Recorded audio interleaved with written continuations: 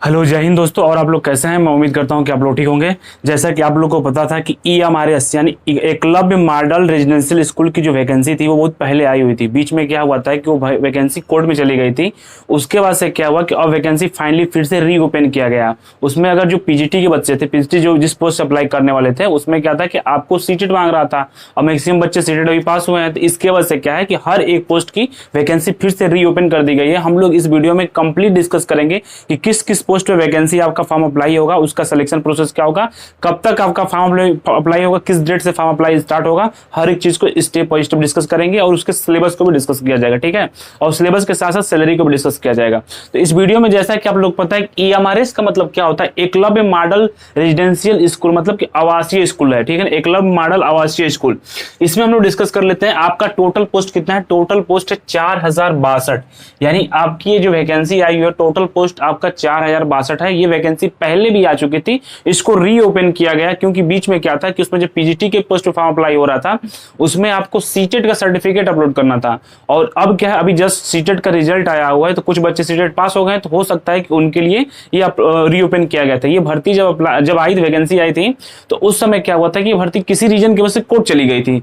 Court इसलिए चली गई थी, शायद इसके पहले वाली भर्ती अभी क्लियर नहीं हुई थी, जिसकी वजह से कोर्ट चली गई थी। तो फाइनली हर एक चीज क्लियर हो गया है और फिर से इस वैकेंसी को रीओपन किया गया है कि यानी आप फॉर्म फिल कर सकते हैं और आपके पास बहुत कम टाइम है, ठीक है। तो जैसा कि हमने आपको बताया कि टोटल पोस्ट 4062 पोस्ट पे ये वैकेंसी आई हुई है। इसमें हर तरह के स्टूडेंट इस फॉर्म को अप्लाई कर सकते हैं। उसके एलिजिबिलिटी को हम लोग भी चेक बताएंगे। देखिए, पहला पोस्ट आपका है लैब अटेंडेंस। लैब अटेंडेंस का पोस्ट है, उसके लिए क्वालिफिकेशन क्या चाहिए? उसके लिए क्वालिफिकेशन चाहिए आपको 10+2 विथ साइंस, यानी 10+2 चाहिए PCM से, ठीक है।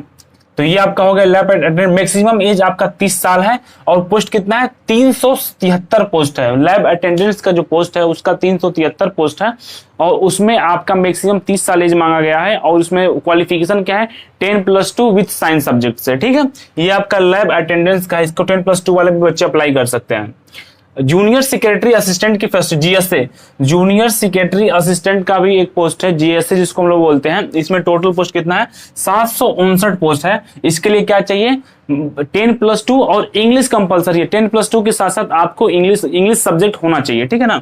इंग्लिश सब्जेक्ट होना चाहिए, नहीं सॉरी, 10+, सिर्फ ओनली 10+2 चाहिए।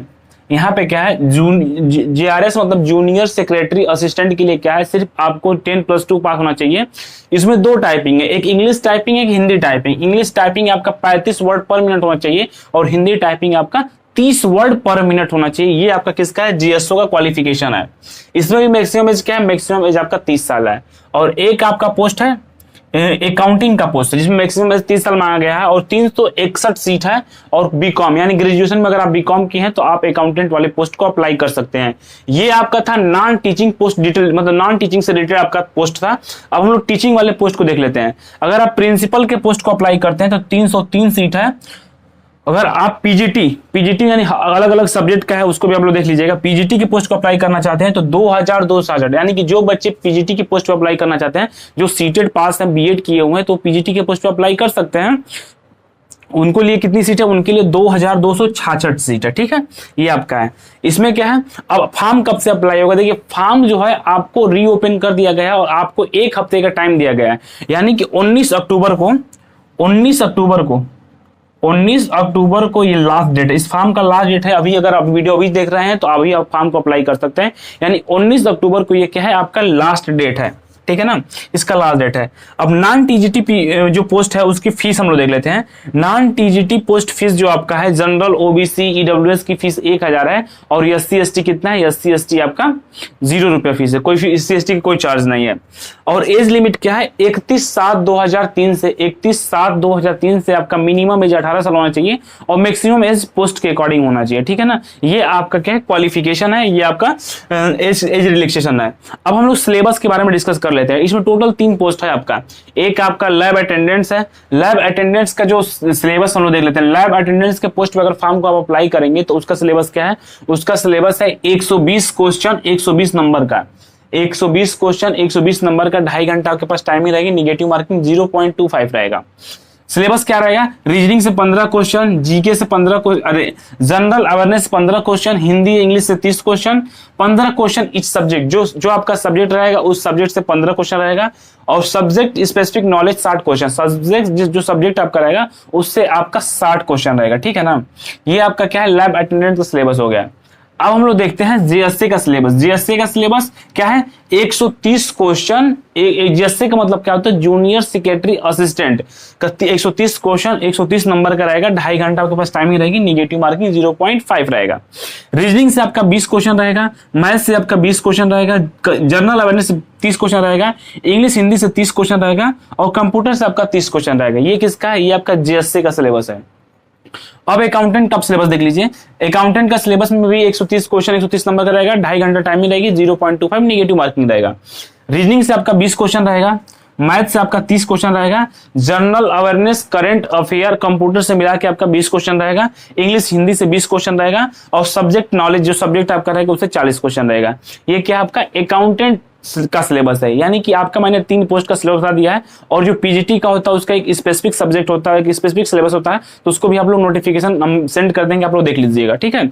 और उसके बाद हम लोग सैलरी के बारे में डिस्कस कर लेते हैं। सैलरी, अगर लैब अटेंडेंट्स के पोस्ट पर अगर फॉर्म अप्लाई करेंगे तो आपकी मिनिमम सैलरी 18,000 से 56,000 तक जा सकती है। अगर जैसे जूनियर सेक्रेटरी असिस्टेंट के पोस्ट पर अप्लाई करेंगे तो आपकी मिनिमम सैलरी 19,900 से 63,200 तक जाएगी। और अकाउंटेंट की पोस्ट अप्लाई करेंगे तो 35,400 सैलरी आपकी स्टार्ट होगी, और 1,12,400 के अप्रॉक्स आपकी सीट जा सकती है। ये आपका कंप्लीट प्रोसेस है ईएमआरएस का। ईएमआरएस में आपका नॉन टीचिंग, टीचिंग दोनों पोस्ट पे फॉर्म आया हुआ है, जिसमें अगर आपका क्वालिफिकेशन है, अगर आप इंटरेस्टेड है तो आप फॉर्म को अप्लाई कर सकते हैं। बस कंडीशन ही है कि फॉर्म आप 19 अक्टूबर से पहले अप्लाई करेंगे, 19 अक्टूबर तक आपको अप्लाई कर सकते हैं, उसके बाद अप्लाई नहीं कर सकते हैं।